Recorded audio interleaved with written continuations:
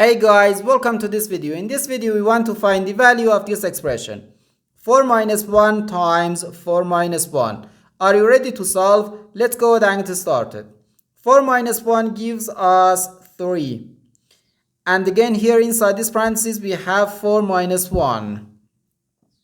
So 3 times 3 equals 9. But this answer is not correct. Because according to the order of operations, which is PEMDAS,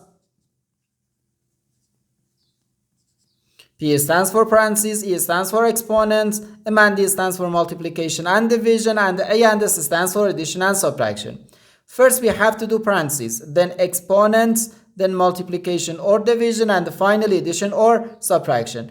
Remember that multiplication and division have equal priority and we have to work from left to right. And the same applies to addition and subtraction. In this expression, we have one subtraction, one multiplication, and one parenthesis. Inside this parenthesis, we have one subtraction. Here we have a multiplication because in mathematics, when a number is placed next to parentheses, it means multiplication. And we usually don't write the multiplication sign for brevity. Okay, so according to the PEMDAS, first we have to do this parenthesis, then this multiplication, and finally this subtraction. If we do this subtraction before this multiplication or this parenthesis, it is wrong.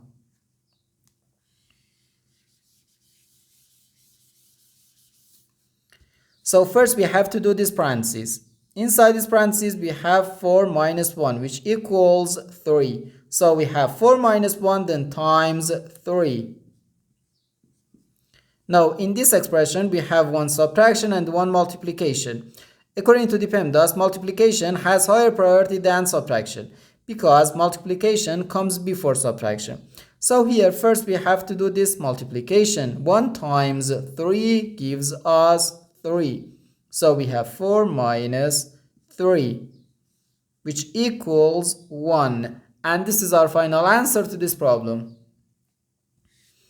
The correct answer is 1.